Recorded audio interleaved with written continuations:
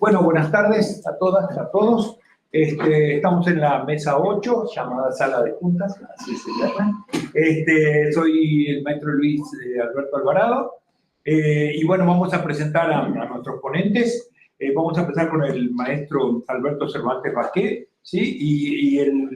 Su tema es auxilio y apoyo de la inteligencia artificial en la postulación de una teoría sobre el color basado en el funcionamiento cromático de los organismos denominados cromáticas biométricas, postulado de propuestas que resuelvan aplicaciones naturales y aplicación para el diseño. Muchas gracias. Tenemos unos 10 minutos. 10 minutos. Okay. Bueno, pues me voy muy rápido. Muchas gracias por su asistencia. Esta es una investigación que ya lleva bastante tiempo en términos de investigación tradicional sobre las cromáticas biomiméticas. Tiene un nombre un poquito raro y es más que nada cómo la naturaleza, como un fenómeno global, va designando colores a los organismos. Los colores de las aves, de las flores, de los peces, y cómo esta afortunada, pienso yo, selección cromática puede aprovecharse para diseño. Entonces, pues de eso se trata. Y mi punto de partida como hipótesis inicial es que, por alguna razón, cuando vemos colores de animales, todos pensamos que son combinaciones armónicas. Son cromáticas bonitas, digamos. Y es un poquito el análisis de si la naturaleza ha seguido ciertas reglas, si ha seguido reglas de otros estudiosos del color, como Johannes Itten, Joseph Albers, en fin, Munsell. Y sucede que no, que hay una infinita cantidad de organismos con muy diversos colores, simplemente de lo que son los caracoles, los gasterópodos, son 18,000 especies diferentes. Y habría que sumarle los mamíferos, las aves, los reptiles. Y entonces, en esta enorme variabilidad también hay que distinguir que la naturaleza usa el color pues para beneficio y sobrevivencia de los organismos. Y que esas necesidades que les funcionan a los animales no necesariamente son las necesidades que tendría un diseñador para aplicarle el color al diseño. También una cuestión que muchas veces no es solamente el color y la gama de colores que se combinen, sino, como decía ahí sí un teórico, Joseph Albers, que estudió en la Bauhaus y después propuso una escuela en Michigan, me parece, sino la vecindad de los colores, la simultaneidad, le llamaba él, de que un color se ve diferente cuando el fondo que lo rodea es otro color. Y entonces ha habido varias cuestiones que son muy interesantes. Por ejemplo, el color tiene un enorme peso emblemático.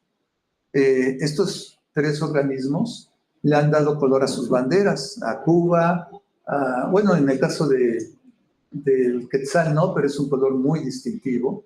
Esta ranita casi coincide con los colores de una triada, pero no son exactamente, y es distintiva de Costa Rica.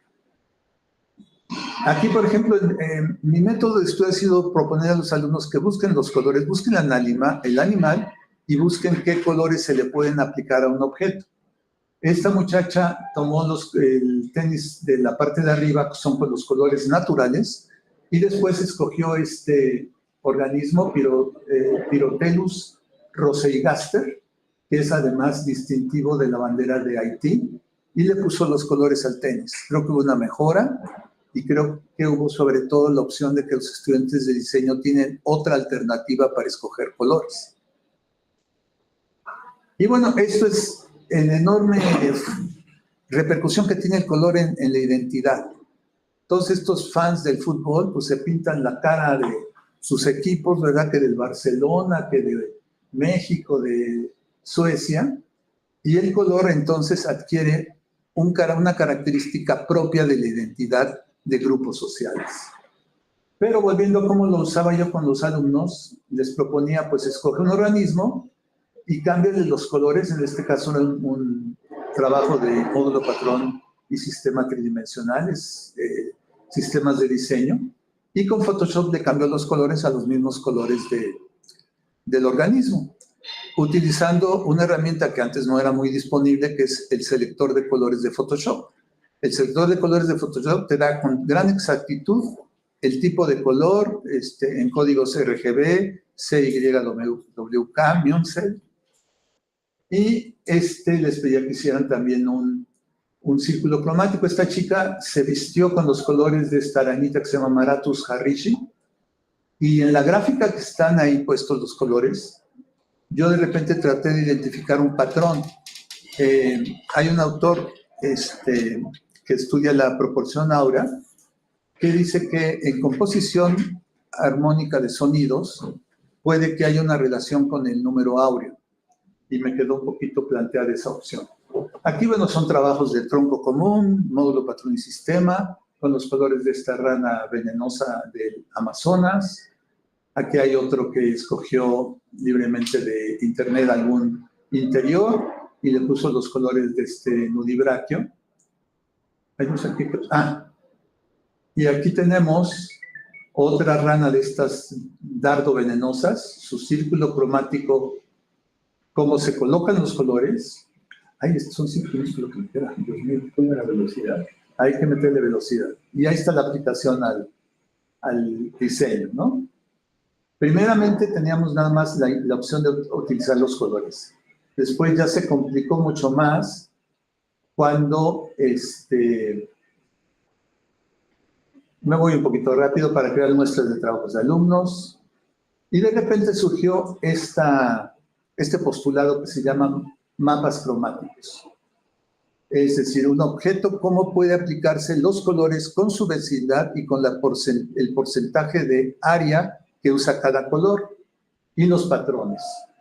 Como les decía, no necesariamente siempre la naturaleza va a seguir los mismos postulados que da el ser humano, pero sí ha habido coincidencias. Por ejemplo, este es un botón de peligro y esta es una, se me va ahorita el nombre, coralillo, del norte de México, que usa esos colores como advertencia de si te metes conmigo, pues soy venenoso. ¿Y qué pasa con la inteligencia artificial? Que era un poco el objetivo de esta ponencia. Yo había acabado ya la investigación, la di por terminado, y cuando surgió el fenómeno de inteligencia artificial, me di cuenta que pues, a veces se le puede aprovechar. Bueno, los primeros sistemas de la inteligencia artificial se patinaba, sacaba cosas inverosímiles. Estos organismos son pichones de aves que no tendrían por qué tener una especial alto nivel, porque como pichones no tienen que reproducirse, ya que son adultos sí tienen que llamar la atención de su compañera o compañero y comportarse como de alto nivel. Entonces, todas estas son muestras de la inteligencia artificial, y alguien que sea tantito interesado en la biología se va a dar cuenta que son imposibles, porque no usan todos los postulados.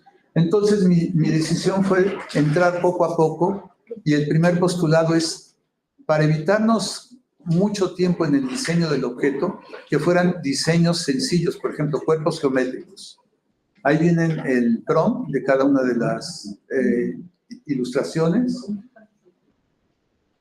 Y estos prompts, pues sí, es un montón de trabajo el estarlos, se ha creado últimamente la ingeniería de los prompts, para decidir cómo puedes hacer que la inteligencia artificial, con un lenguaje de hablado, de palabras, cumpla con tus intenciones. Entonces, por ejemplo, aquí la única intención era que eran grabados en colorido de arte Huichol. Y también podemos distinguir que la inteligencia artificial en uno de sus programas, es decir, ahí te van montones de opciones diferentes. Tú escoges por cuál vas.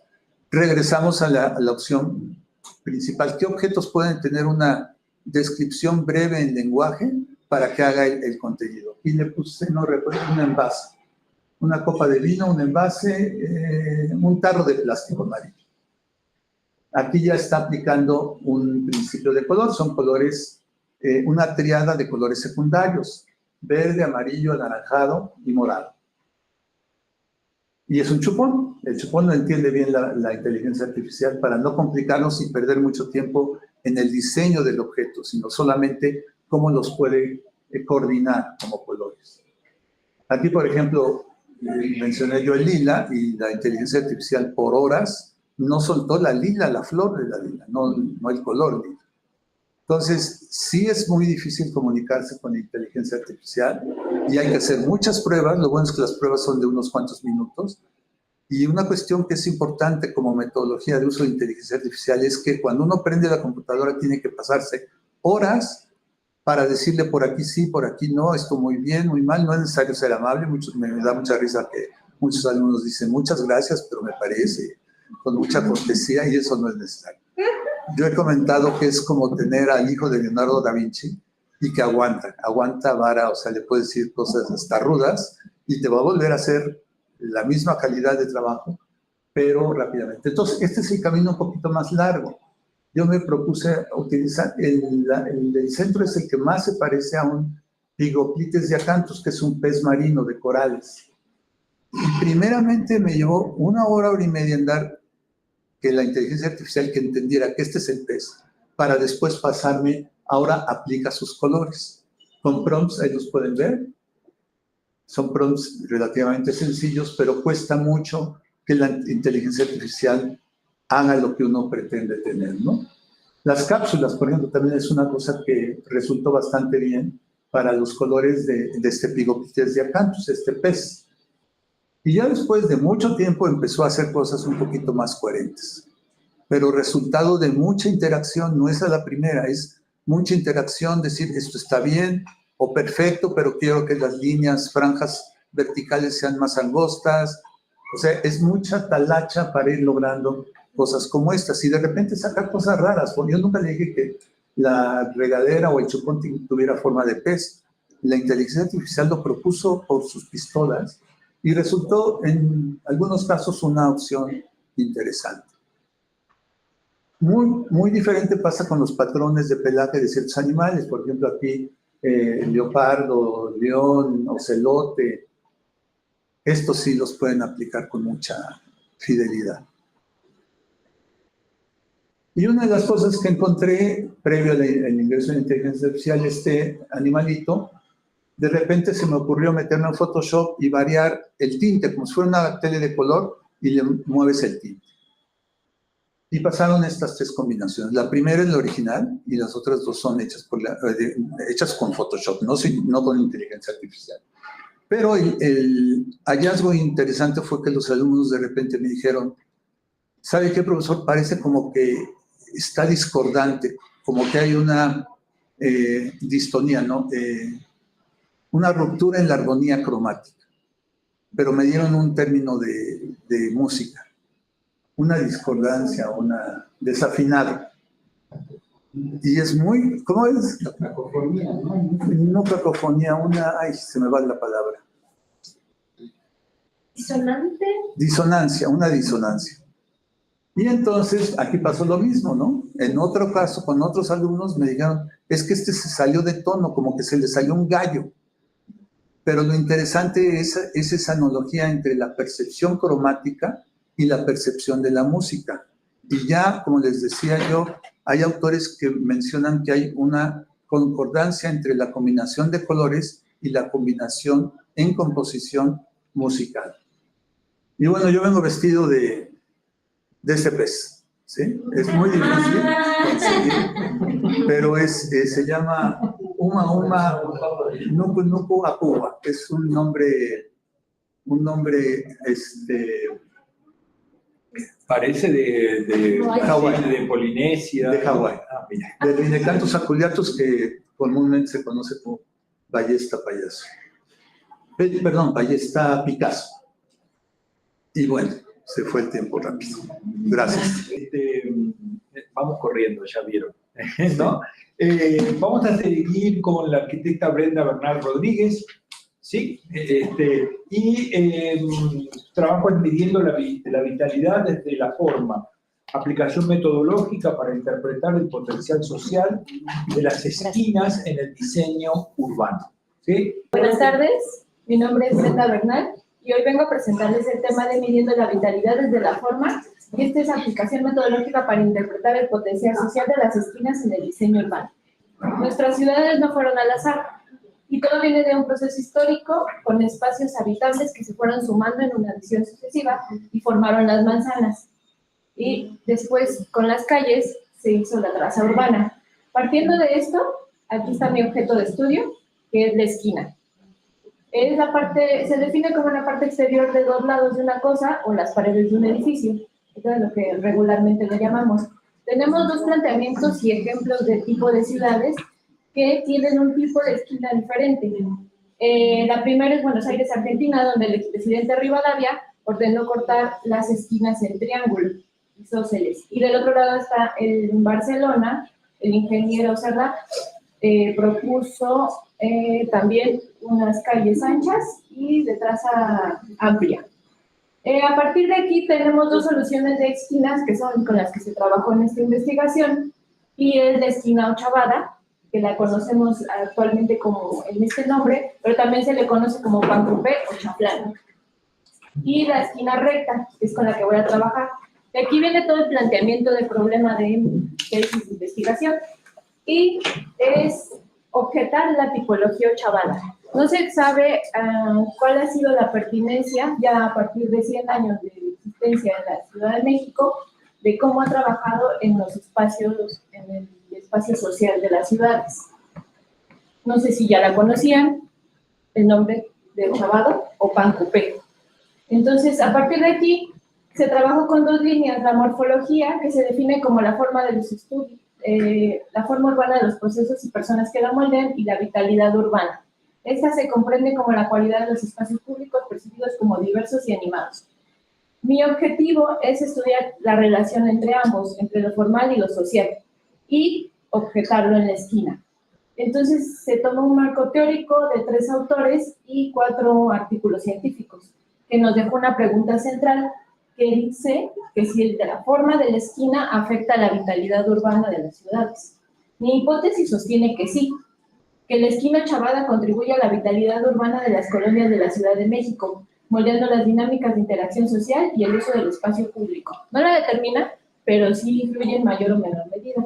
Para esto se tomó un enfoque metodológico descriptivo correlacional, y la unidad de estudio se seleccionaron 4 colonias de la alcaldía Cuauhtémoc, y se trazó una ruta metodológica que partió de lo conceptual hasta lo operativo. Eso fue como una ramificación para ir trabajando, como les comenté, entre la morfología y la vitalidad. Se fue hasta los factores, que es el agrupamiento de las mismas para acercarse al fenómeno estudiado, y la definición de indicadores, que son los que vamos a medir, o los que intento medir en mis esquinas. Por un total se dieron 11 indicadores, y este fue el contenido. Se propuso hacer una ficha de observación para cada esquina, por 141 ítems. Aquí está un poco de cómo fue este mapeo. Ya de las esquinas se fueron seleccionando, y se eligieron variables de control para regular los resultados. Las tipologías fueron 2, las vialidades que fueran primarias, y el uso del suelo de servicios, comercial, mixto o de equipamiento. Aquí se tiene el resultado, y este fue el diseño del instrumento, que es parte de lo que quiero compartirles hoy. La metodología y mi aportación que pretendo dejar es que se hizo en los apartados principales, que fue la identificación, variables de control, que son las mismas que mencioné antes, y los indicadores que se van a medir. Atrás tiene un complemento, y delante también un registro gráfico, la lectura contextual, que fue como todo lo de alrededor de la esquina, y los apuntes del observador. Entonces se estableció un calendario de trabajo en donde se alternaban dos esquinas por día. Se cubrió un horario de 9 de la mañana a 9 de la noche, porque parte también del trabajo fue ir en las noches a investigar estas esquinas y aplicar este instrumento. Y se trabajó en 40 días con una observación no participativa, para evitar que el fenómeno fuera intervenido, y yo al intervenir y decirles, comentarles así de ustedes ven una esquina ochavada, también se omitió la encuesta. Entonces fue no participativa, la hoja se llenó a mano, es como esta, y se logró realizar en 2. Para cada esquina, 1 hora de aplicación por cada una, y después se vaciaron los datos a Excel para el diccionario, tal cual son los números. Este fue el resultado de 80 esquinas, 20 en cada colonia, 10 ochavadas y 10 rectas. Se omitieron las esquinas ortogonales, las que fueran con patio, todas aquellas tipologías que no aportaran, como hacia ver cómo se comporta esta tercera fachada, si es más vital para las colonias o no. Y esa fue la guía de las 4 colonias que me permitió ir avanzando entre una y otra para los desplazamientos que fueran cercanos, ¿no?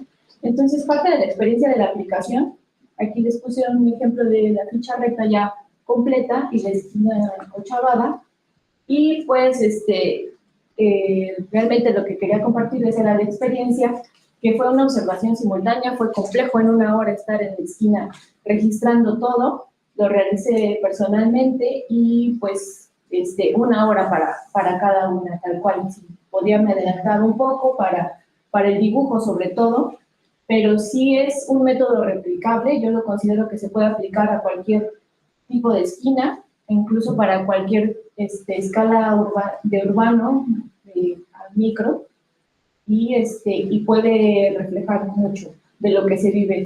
Entonces, esto fue un lazo entre lo social y lo formal, que sí se vio reflejado. El horario nocturno fue un poco complejo. Mi asesor me recomendó ir acompañada en los de noche. Básicamente no tuve problemas en la Condesa y en el hipódromo, pero pues sí en la Doctores, sí fue, sí trataba de ir como, y sobre todo a la hora de sacar la foto. Otra cosa fue el ambulantaje, fue lo que más fue complejo, porque sí me volteaban a ver pensando de, viene de la delegación, o qué quiere esta, ¿no? Porque ya lleva una hora parada aquí. Y entonces yo trataba de ser lo más discreta para no modificar sus comportamientos y apoyarme hasta el final, tomar la foto muy discreta, así, y tengo todo el registro de las 80 esquinas. No se evalúa una con otra, sino en general se sacaron los números, y ya como el primer acercamiento, se hizo en QGIS, más aparte de una gráfica, tal cual se pasaron los números, si hay 10 árboles, si hay 20 árboles, si hay 20 postes, son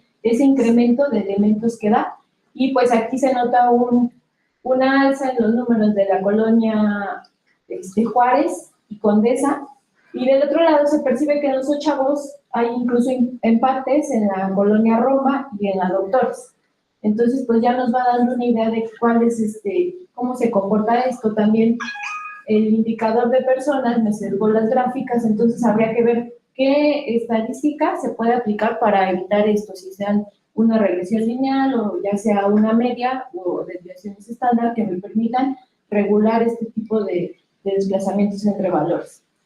Y la conclusión general, pues es que a partir del objetivo, analizar la relación de la vitalidad con la forma en la esquina ochavada permite valorar cómo la morfología influye en la capacidad de atraer personas, fomentar interacciones y dinamizar la vida.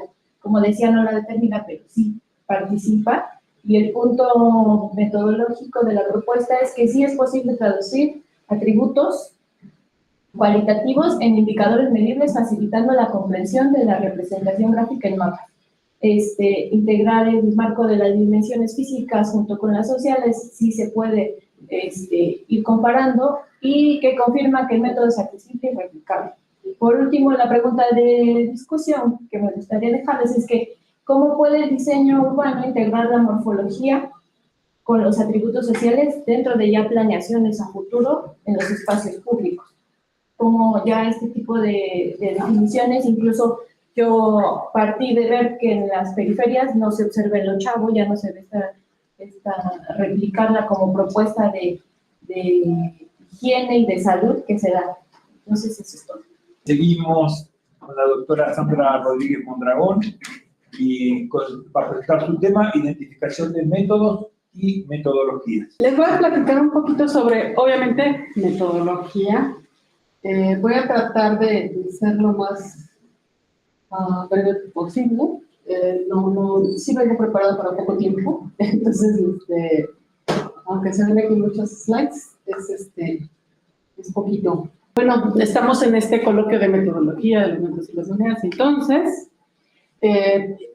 creí pertinente dar difusión a la parte conceptual de lo que es el método y la metodología. Ahorita la audiencia todos son gente de doctorado, de maestría. Entiendo que esa parte ya la deben de tener muy clara, pero por si no fuese el caso, digamos, pues decidí hacer esta pequeña presentación que, en comparación con lo que nos acaban de presentar, digamos, muy sintética. No es producto de un proyecto de investigación tampoco, es a precisar algunos conceptos y platicarles un poquito también sobre la parte de los métodos y las maneras. Estamos en el 12º coloquio y nuestro evento está, digamos, consolidándose y nos interesa evolucionar, ¿no? Entonces, también por esa parte, quiero que si esta ponencia se consolidara en un artículo, pues hablar un poco sobre la historia del evento. Entonces, es eso, esa es mi introducción. Bueno, el método, sabemos que son las formas de hacer un proceso, ¿no? Como dice aquí la diapositiva, modo de obrar o proceder, el hábito, la costumbre que tiene y que se observa, un procedimiento que sigue en las ciencias para hallar una verdad o una enseñanza. Digamos, es nuestra primera parte, lo primero que nos acerca a la investigación, un método. Existen muchísimos métodos, dependiendo de la investigación en la que nos encontremos vamos a aplicar el método y dependiendo de nuestra experiencia propia vamos a poder desarrollarlo. ¿Qué pasa con la parte de la metodología? Que muchas veces suele confundirse entre el método y la metodología. Bueno, pues es bien fácil. Hay que entender que la metodología pues es esta ciencia que estudia el método y que además lo podemos identificar también como este conjunto de métodos. Entonces, digamos, el método es el singular, la metodología es lo plural. Y bueno, esto es un poquito de lo que les quiero platicar.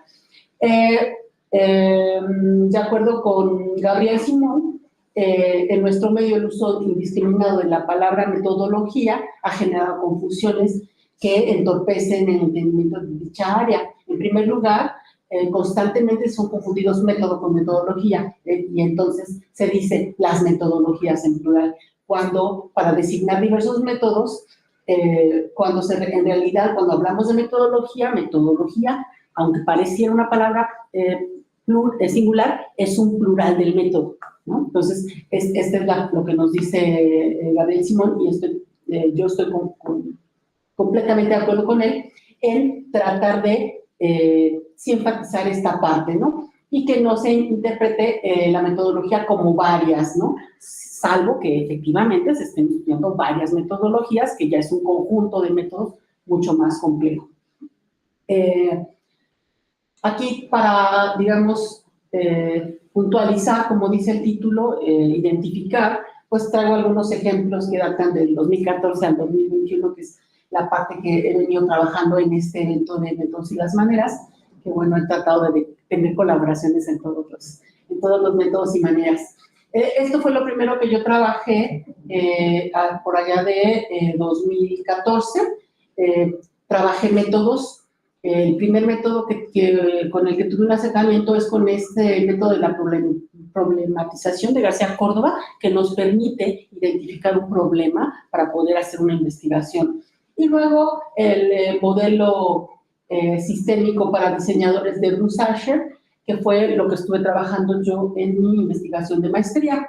A partir de estos dos métodos, yo generé una pequeña metodología para el desarrollo de mi investigación. Entonces, tomé de García Córdoba la parte de la definición del problema y de Bruce Asher las otras 5 etapas de mi método, donde la etapa de obtener datos, análisis de síntesis, producir prototipos y definir y ejecutar estudios y experimentos, y finalizar con la definición de especificaciones, pues pertenecían a la parte del modelo de Bruce Asher, que es una forma en la que podemos aplicar, digamos, los métodos generando unas metodologías. Esto fue en 2014. El otro ejemplo, el modelo general del proceso de diseño, que si bien no todos los estudiantes que estamos acá somos de UAM, pues sí, el modelo general del proceso de diseño es muy conocido, es uno de los más difundidos para generar productos o para hacer investigación. Aquí también hay una pequeña confusión. El modelo general del proceso de diseño se pensaría que es un método de diseño, pero no. El modelo general del proceso de diseño es un modelo metodológico para hacer diseño o hacer investigación. Surge de la disciplina del diseño, surge aquí en UAM, pero también aquí tenemos cierta confusión, también por eso quise trabajar este modelo. Noten aquí en los esquemas cómo tenemos que el modelo general puede operar de forma lineal o puede operar de manera cíclica, o incluso podríamos aplicar otras maneras. Podríamos trabajarlo, digamos, iterativo por etapa, con otra orden de cada uno de los pasos, dependiendo de la investigación que se trabaje. Vamos en este ejemplo, que fue lo que yo trabajé. Bueno, trabajé diseño textil ya cuando estaba acá en doctorado, y entonces desarrollé esta metodología basada en el modelo general del proceso de diseño aplicado a mi método, que estaba trabajando yo una investigación de indumentaria indígena y análisis de textiles. Y bueno, esta es la metodología que me resultó práctica para poder desarrollar ese modelo, esa investigación. Tengo otro ejemplo, recientemente en una investigación de 2021, donde trabajé esta pequeña metodología aplicada al diseño paramétrico bajo un enfoque de optimización. Es decir, el método del modelado paramétrico sumado a estos algoritmos evolutivos, que es un método para generar soluciones a partir de metaheurística en inteligencia artificial, fusionados podemos tener cómo generar un proyecto de diseño por medio de CAD e inteligencia artificial. ¿Cuál es la bondad de este modelo? Bueno, que la inteligencia artificial va a estar mejorando nuestro diseño. Lo que nosotros trabajamos en CAD, la metaheurística, a partir de ciertos algoritmos, nos puede ir mejorando nuestro modelo. Nosotros podemos ir haciendo ajustes sobre ese modelo y ir perfeccionando. Bueno, esta base es la que se tiene de muchos de los programas que vienen en las aplicaciones móviles en los celulares, ¿no? Que nos hacen inteligencias artificiales que hacen cosas. Bueno, esto se hace en diseño, pero muchas aplicaciones trabajan modelos similares a esto. Un método del área que se quiera trabajar y una parte de inteligencia artificial que nos va a permitir evolucionar o mejorar a partir de datos de inteligencia artificial. El cuarto ejemplo, y creo que ya es el último, es esta propuesta de un proceso de diseño textil mexicano. Aquí este modelo se desarrolló con base en el modelo general de proceso de diseño y otras metodologías, como en el primer caso que les mostraba, que tenía lo de García Córdoba y Bruce Archer. En este modelo ocupé el modelo general de proceso de diseño y más metodologías que intervienen en este proceso de diseño textil. No voy a profundizar mucho sobre este. Y finalmente, el último ejemplo en el que quiero trabajar la parte para que ustedes puedan visualizar esta parte de cómo la metodología tiene muchas complejidades que finalmente nos van a ayudar a resolver problemas de toda índole. Claro, estamos en el ámbito del diseño y entonces este es un ejemplo del proceso para el diseño centrado en el usuario. Es un método muy conocido para diseñar. Es tan conocido y tan universal que incluso hay una norma que rige al diseño centrado en el usuario, una norma de ISO 9000, que es la norma ISO 9241-210, y bueno, es una norma internacional y que va validado este proceso. Ahora, quiero que vean esto que viene a continuación, que es cómo para el diseño centrado en el usuario podemos tener estas 17 metodologías que aparecen en el cuadro. A partir de ese modelo de la norma, todavía tenemos todas estas metodologías, que de acuerdo con la tabla están clasificadas, o sea, las barras de colores que se ven en la tabla, es decir, por ejemplo, métodos de indagación, tenemos 6 para diseño centrado en el usuario. Y bueno, son estos que vienen aquí listados, ¿no? Observación, entrevistas, dinámicas, etc. En la otra barra tenemos métodos de diseño conceptual para el diseño centrado en el usuario. Entonces, perfil de usuario, personas, escenarios. Y así hasta llegar a la última, que son métodos de diseño centrado en el usuario de inspección.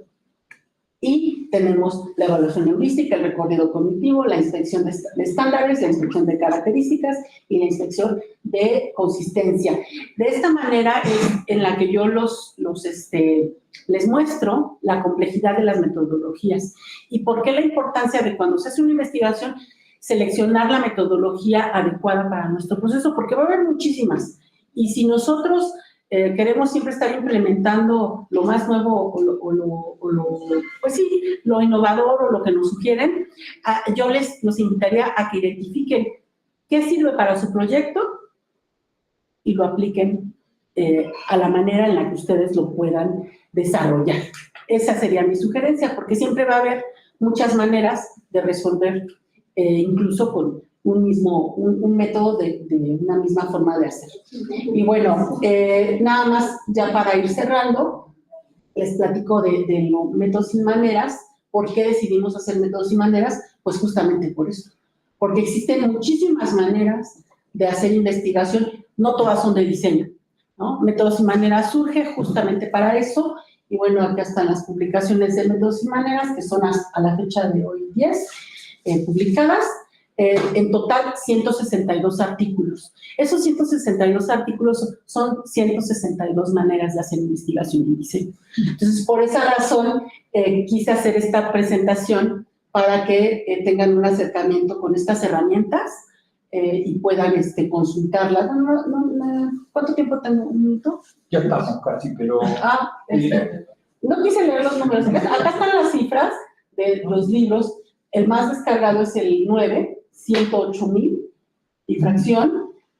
Uno de los más descargados, el 8, 26,000. El 3, 11,000. Y ya los demás, por ahí van. Pero en total la colección, 172,000 descargas.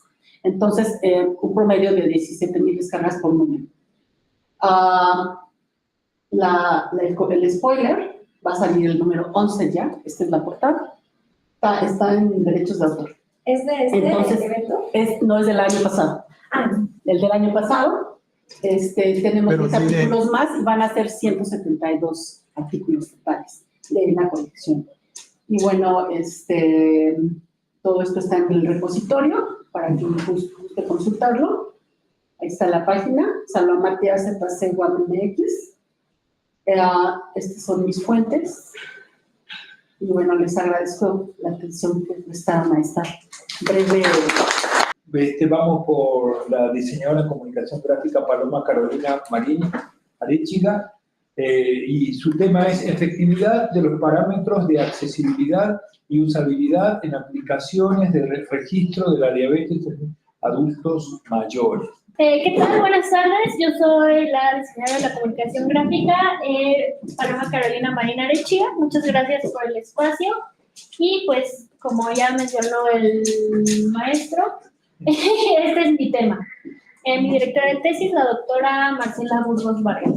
Básicamente yo partí de la observación, observando un usuario que es una persona adulta mayor con el padecimiento de la diabetes y que tiene un obstáculo para comunicarse efectivamente con su médico a la hora de comunicarle sus síntomas y mediciones de glucosa para el control de su diabetes.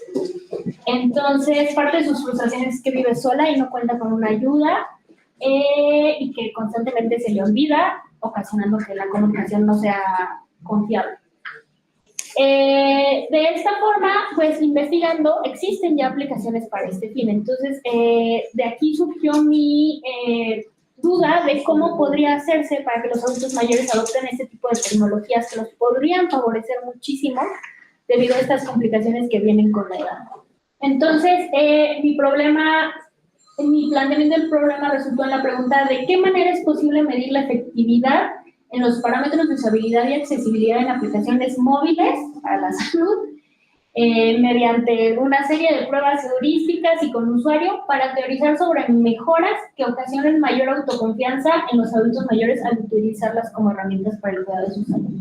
Entonces, después de hacer una breve investigación, llegué a la hipótesis correlacional univariable de que la efectividad en los parámetros de usabilidad y accesibilidad generará mayor autoconfianza en los adultos mayores al utilizar las aplicaciones para el control de su salud. Mi hipótesis era de correlación positiva, eso significa que si se aplicaban bien estas técnicas, el adulto mayor iba a tener mayor confianza a la hora de utilizar estas aplicaciones. Mi objetivo general era encontrar deficiencias en los parámetros de usabilidad y accesibilidad en estas aplicaciones mediante pruebas de usabilidad y evaluaciones con heurísticas para teorizar sobre mejoras. Esto lo desglosé en mis objetivos específicos, que en primera instancia tuve que definir cuáles eran estos patrones de usabilidad y accesibilidad para poderlos identificar, definir sus dimensiones de aplicación como técnicas específicas en las aplicaciones orientadas a los adultos mayores, planificar las condiciones de mis experimentos, aplicar mis experimentos para la identificación de estas áreas de mejora, e interpretación de resultados y en última instancia pues construir una serie de recomendaciones que aplicadas específicamente a la aplicación móvil para el registro de la diabetes pudieran ocasionar este mayor grado de autoconfianza. Haciendo una rápida revisión del estado del arte, encontré que había investigaciones similares que atacaban, que investigaban sobre el problema desde dos puntos. Uno, sobre las causas y motivaciones de los adultos mayores para utilizar estas aplicaciones en lo general, para el control de la salud, aplicaciones mHealth.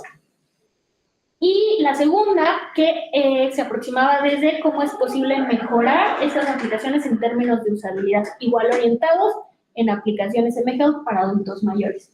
Y de la combinación de estos dos enfoques es que yo encuentro donde cabe mi enfoque, que es identificar cómo se pueden mejorar estas aplicaciones para atacar directamente las causas y motivaciones de los adultos mayores para utilizar estas aplicaciones.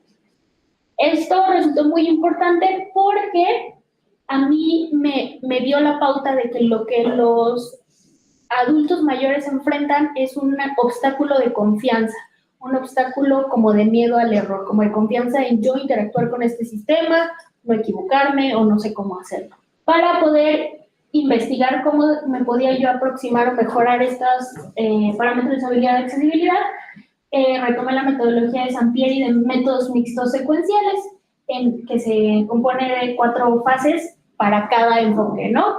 Fase conceptual, empírica metodológica, empírica analítica e inferencial.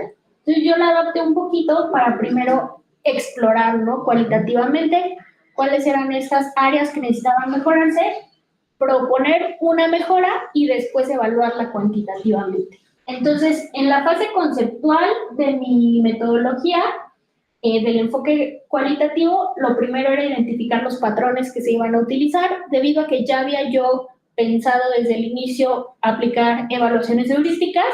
Las técnicas que yo encontré mediante un análisis sistemático basado en el método SAS, se llama, que es básicamente búsqueda, evaluación, síntesis y análisis. Identifiqué una serie de lineamientos o propuestas de técnicas de usabilidad que a su vez categoricé por las heurísticas sobre las que tiene injerencia. Retomé las heurísticas de Nielsen and Norman porque son punta de lanza en técnicas para evaluación de usabilidad. Entonces, esto me facilitó posteriormente yo misma evaluar el prototipo que utilicé para hacer las pruebas. En la fase empírica metodológica del enfoque cualitativo, aparte de diseñar las pruebas que yo iba a hacer, diseñé un prototipo que se iba a utilizar como instrumento para verificar que la aplicación de estas técnicas de usabilidad o que los cambios en estas técnicas de usabilidad iban a generar un impacto en la autoconfianza de los adultos mayores. Este primer prototipo, identificamos aquí con cuadritos cuáles eran específicamente las técnicas que se aplicaron de acuerdo a la tablita anterior para que fuera más fácil su identificación y evaluación mediante heurísticas. Y a partir de esto, bueno, sí hubo una iteración de mejoramiento, pero después de esa iteración se realizó una herramienta demo. Una herramienta demo era importante porque era la que yo iba a acercarme al usuario para que interactuaran con ella como si fuera ya una herramienta final, y poder identificar cuáles eran los obstáculos. A esta herramienta demo se le puso en el código una aplicación que se llama Hotjar, que nos permitió grabar las interacciones para poder hacer un análisis digamos, profundo posteriormente. Aunque, si les soy sincera, creo que sumó más poder hacer la prueba directamente con el usuario y ver cómo el usuario reaccionaba. Los experimentos se hicieron en entrevistas aproximadamente entre 5 y 10 minutos con adultos entre 55 y 80 años. En sesiones individuales se les proporcionaba el prototipo sin ninguna dirección, porque el punto de esto era que ver cómo se sentían ellos explorando por sí mismos el sistema. Y al terminar de la interacción ya ellos me comentaban que les había costado trabajo y todo esto. De esta fase empírica perdón, se me olvidó el nombre. De estos experimentos cualitativos, la fase empírica analítica pues fue ya analizar los resultados, de donde yo retomé dos tipos de comentarios: funciones que añadirían valor a la aplicación y necesidad de mejoras en el diseño. Me enfoqué principalmente en la necesidad de mejoras del diseño porque era el propósito de la investigación. Y de ahí me salté a la fase conceptual cuantitativa. ¿Por qué? Porque con base en esas mejoras es que yo iba a determinar qué cambios iba a haber en el prototipo para después evaluar cuantitativamente. Aquí en esta tablita que ven, pues son muchos cambios, pero estos cambios los tengo categorizados por color de acuerdo a la tabla de heurísticas que les mostré inicialmente.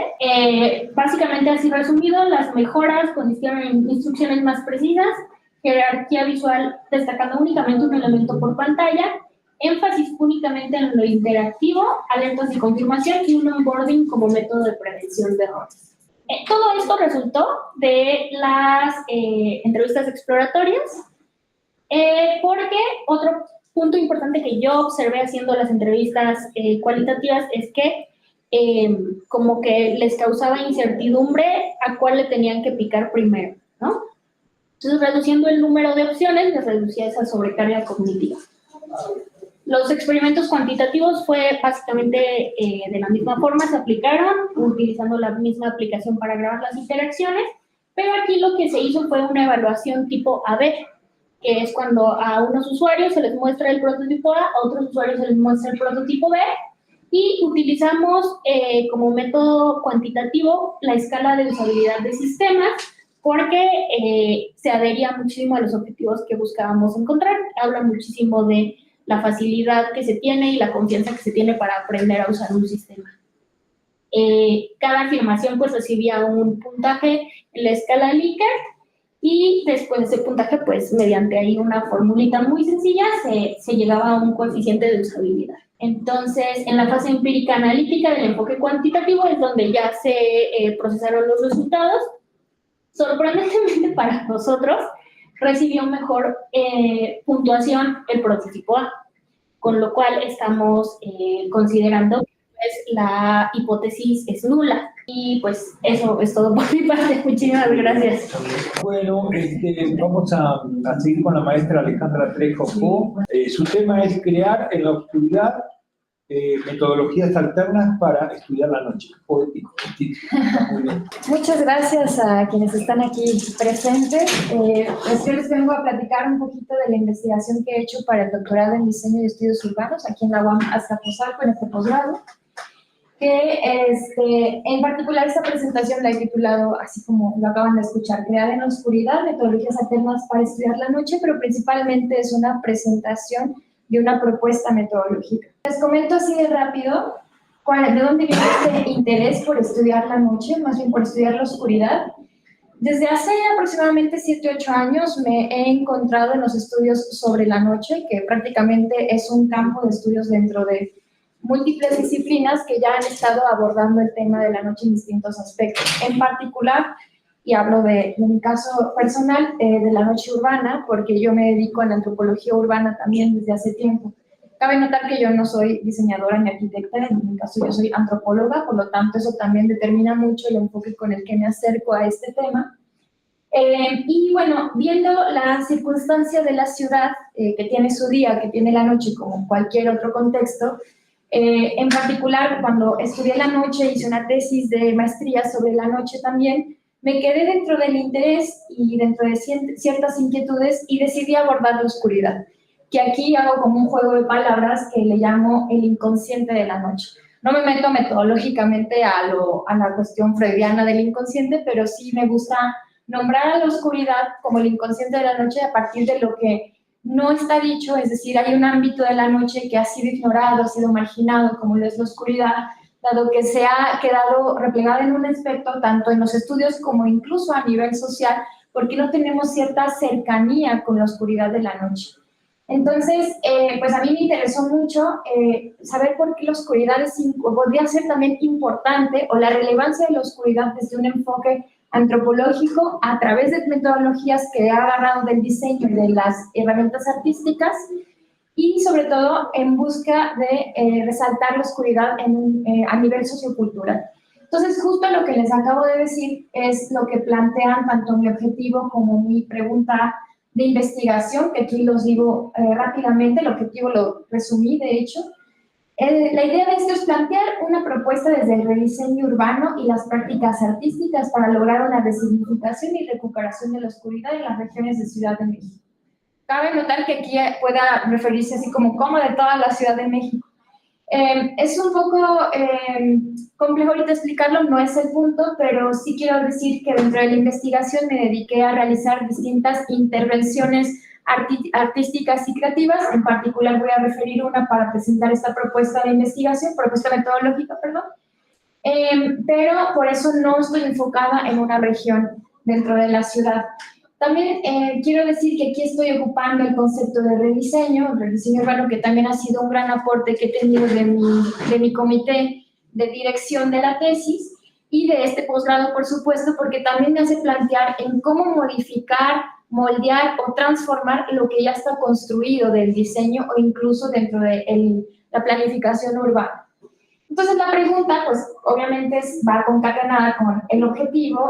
Me planteo de la siguiente forma: ¿de qué manera pueden el rediseño urbano y las prácticas artísticas contribuir a la resignificación y recuperación de la oscuridad de la noche mediante experiencias sociales y representaciones culturales en el espacio público?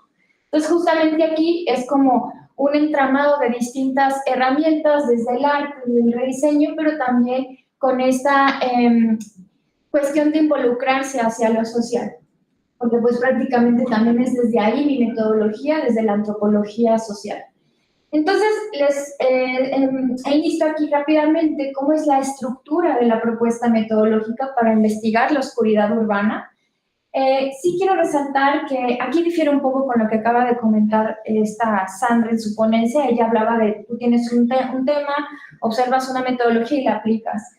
En el caso de la oscuridad ha sido un proceso muy distinto, porque como tal la oscuridad es un ámbito complejo. Decía que pues es un campo, o más bien es un tema que ha sido marginado, que no está considerado incluso dentro de nuestra concepción social, personal o incluso dentro de nuestro propio acercamiento hacia la noche. Entonces, como tal, no existe una comunidad en la que yo vaya y diga, ustedes son entes de la oscuridad, o una comunidad que vive en la oscuridad y vengo a investigar con ustedes. Pues no existe. Entonces, como dice una frase en latín que me gusta mucho, que dice, si no hay camino, construye uno nuevo. Lo que hice aquí fue construir alternativas y metodologías o métodos para acercarme a la investigación de la oscuridad. Por lo tanto, se requirió también de una metodología que esto fuera maleable y flexible. Es decir, no son pasos estrictos a seguir, sino que dentro del camino se iban también construyendo los pasos o bien se iban modificando. También desde la antropología hablamos muchísimo de un enfoque colaborativo y horizontal. Es decir, aunque soy la que tiene el interés y está llevando el proyecto a cabo, cuando encuentro personas con quienes colaborar o co-crear, ya se empieza a incentivar una situación donde no es una creación o autoría propia, sino que siempre son un conjunto, y por eso está este enfoque horizontal. En ciencias sociales se habla mucho de que lo que llamamos, o lo que se ha llamado como tus informantes, son las personas con quienes tú tienes cierta información o recuperas cierto tipo de cosas para tu investigación, pero hoy en día ya se está hablando de los colaboradores, ¿no? Entonces sí quiero hacer énfasis de eso, porque eso fue también lo que nutrió el proceso de esta metodología, de la construcción metodológica y de la investigación. Les planteo aquí como los 9 pasos que construyeron este camino metodológico, que bueno, en un inicio parten desde un acercamiento que todos solemos hacer en una investigación. Por supuesto, pues se hace la primera revisión de estado del arte, quién dice qué, en dónde, y cuándo.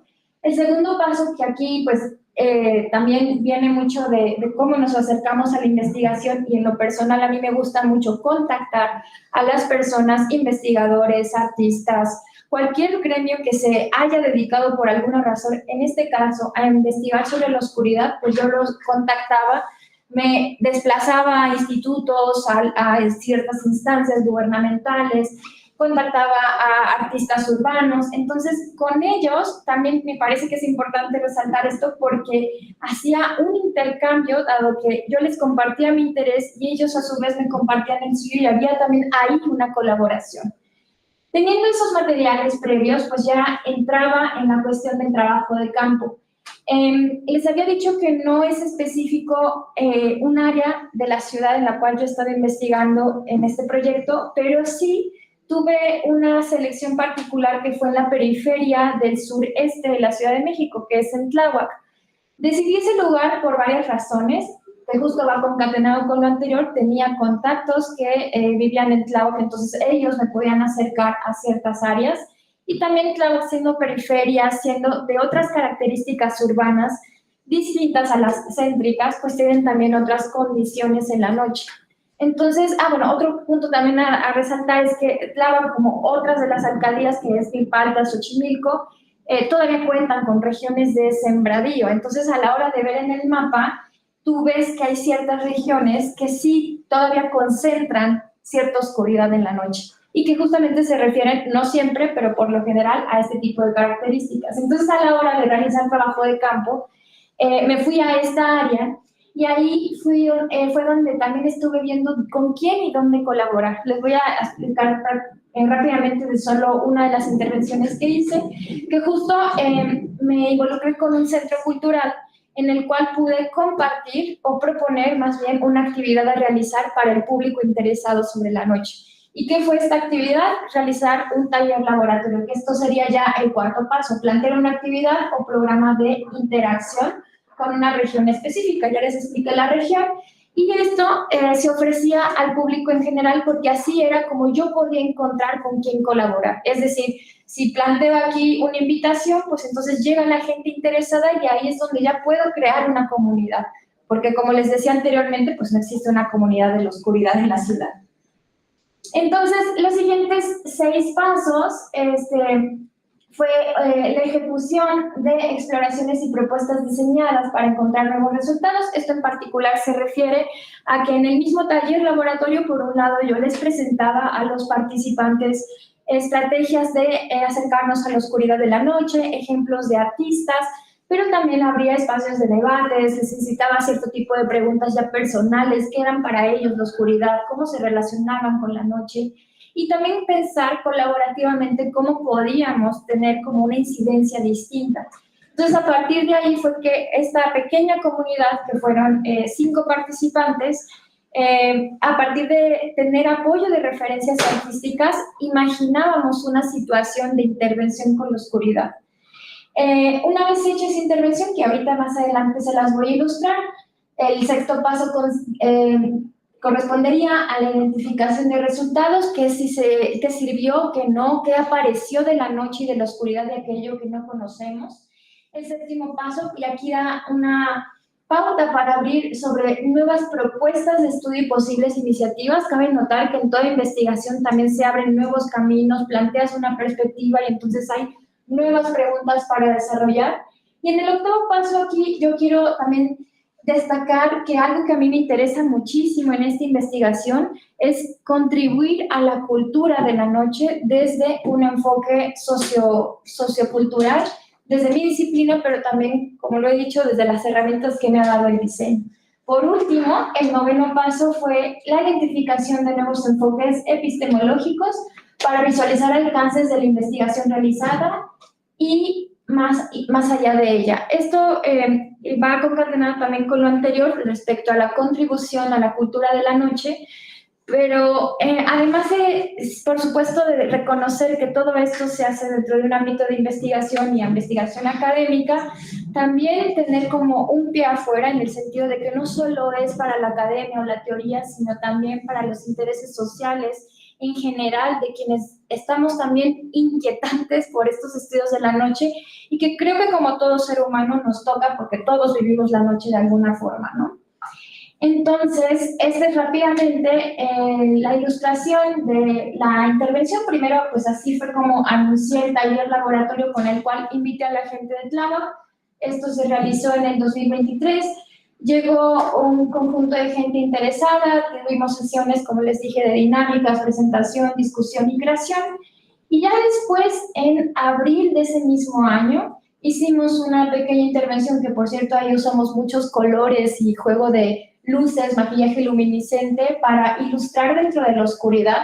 Fue muy difícil encontrar lugares que realmente estuvieran no iluminados. Cabe notar que la oscuridad es como algo en quizá peligro de extinción. Obvio, estoy jugando con eso, pero es difícil en una ciudad hiperiluminada, ¿no? Y bueno, se hicieron varios ejercicios. Aquí nada más estoy platicando de uno. Hicimos una exposición final en el Centro Cultural. Y ya para terminar, les comparto como estas conclusiones generales de esta propuesta. El proceso metodológico busca hacer una propuesta para otras investigaciones sobre la noche y la ciudad en áreas que han sido poco exploradas o incluso inhóspitas. Es decir, también pensar que cuando estamos creando un proceso metodológico, pues pensar en qué otro tipo de temas pudiera también utilizarse este camino. Investigar un tema que no solo ha sido poco abordado, sino que además carece de una comunidad específica, como ya se los mencioné desde el inicio, nos impulsa a crear diversas estrategias de investigación. Y que justo va con lo que dice en el siguiente enunciado. A mí la oscuridad me ha propiciado la creatividad. Realmente eso fue lo que me hizo esta investigación, dadas las circunstancias y las complejidades desde el tema y el espacio, pero también el contexto. Lo que nos lleva a concluir que no existe una única metodológica para abordarla en la investigación científica. También, pues, obviamente se dio en un periodo, en un lugar específico, con un conjunto de gente específica, porque si hoy en día, y además con ya muchas cosas que han pasado incluso en mi propia investigación, si me planteara volver a investigar la oscuridad, probablemente no sería el mismo camino. Entonces, de ahí también la flexibilidad metodológica. Tener en cuenta que siempre aparecen resultados derivados al tema, lo que propicia nuevas creaciones de investigación, es decir, también trato de invitar a la creatividad dentro de este tipo de intereses. Y que también, bueno, mi propuesta malable ya lo dije, pero también resaltar que este diseño social, que es desde un enfoque de perspectivas de distintas personas, no solo la mía, es más que nada un proceso, no como tal un resultado, sino un proceso que constantemente se va construyendo, como me lo ha ofrecido esta investigación. Entonces, pues eso es lo que les quería compartir. Con esto termino. Les agradezco su atención. Y bueno, pues así como nos compartió el compañero que se vistió como el pez, yo me vestí como la noche. Bueno, vamos a seguir con la ingeniera Montserrat Rosa González. El tema es el proyecto de intervención patrimonial en el antiguo Colegio de Medicina. Justo alguien había hablado de Chavas, ¿no? Una gran Chava ahí, ¿no? Sí. Bueno, muchísimas gracias. Si tú quieras. Bueno, para empezar, el Palacio de la Santa Inquisición, o lo que conocemos hoy como el antiguo Colegio de Medicina, se ubica en el centro histórico, aquí entre República de Venezuela o República del Brasil. Está en otra esquina, también se le conoce como la famosa Casa Chata, y al otro lado tenemos el convento y templo de Santo Domingo. Su historia es muy interesante. Comienza con Fray Tomás de Torquemada, quien fue el primer inquisidor general del Tribunal de la Santa Inquisición en España. Y es importante mencionarlo porque gracias al recio apoyo de los reyes católicos de España, sobre todo Felipe II, le dio mucho poder para que pudiera expandir la idea que tenía de control de este tribunal a través del miedo. primero se instauró en España, se siguió Europa y después ya llegando aquí a la Nueva España, entonces ya se instaló formalmente, pero todavía tardó mucho tiempo en llegar aquí. Aquí fue establecido en 1571, Felipe II, y era el objetivo, aparte del control, consolidar la fe católica y erradicar prácticas religiosas que eran consideradas heréticas. Y ya de 1536 a 1543, entonces ya fue el primer arzobispo de México, Fray Juan de Zumárraga, quien fue el primer inquisidor apostólico. En sí todavía no estaba bien instalado el Tribunal de la Inquisición, sino que fue como un previo antes de que fuera algo más formal aquí en la Nueva España. Y llegó a realizar 183 ejecuciones, acusaciones. Es interesante el caso porque dio mucho de qué hablar, porque no se podía llevar un proceso, a los indígenas, y entonces se le ocurrió ejecutar al cacique de Texcoco, y de ahí fue un escándalo y lo destituyeron, que llegó hasta España, y entonces ya hicieron formalmente el Tribunal de la Inquisición aquí en México, y ya fue el primer inquisidor general de México, Fray Pedro Moya de Contreras, y luego ya se convertiría en arzobispo de México y virrey de la Nueva España. Bueno, aquí podemos ver cómo eran los procesos en el Tribunal de la Inquisición. Había todo un proceso de interrogatorios, torturas, había indagatorias, pesquisas, hasta que ya se llegaba un veredicto y ya se le daba la condena a la víctima en cuestión. De una manera también, si no eran procesados, condenados a muerte, entonces se les colocaban también sanbenitos, que eran una especie de ropa bordada con alusiva a los delitos que habían cometido. Eso podían ir a que los ejecutaran en algunos casos, y en muy pocos casos se les perdonaba la vida, pero sí tenían que traer el sanbenito de por vida y eran tachados por la sociedad hasta 2 o 3 generaciones después. También fue usado el Malleus Maleficarum como un manual de instrucciones para ejecutar mujeres, sobre todo por los pecados de la brujería, que, bueno, hicieron cada cosa más horrible. Es un librote así. Cualquiera, si tienen interés, lo pueden leer. Y entre todos los procesos, cómo ejecutaban a las brujas, y de qué se les podía achacar, desde desastres naturales hasta enfermedades, y todo se les echó a la culpa. Y bueno, para ilustrar instrumentos de tortura tenemos el garrote vil y la doncella de hierro, solo por mencionar algunos. Los autos de fe eran, háganse de cuenta, como los espectáculos que vemos hoy en el Zócalo. Se juntaba toda la gente a ver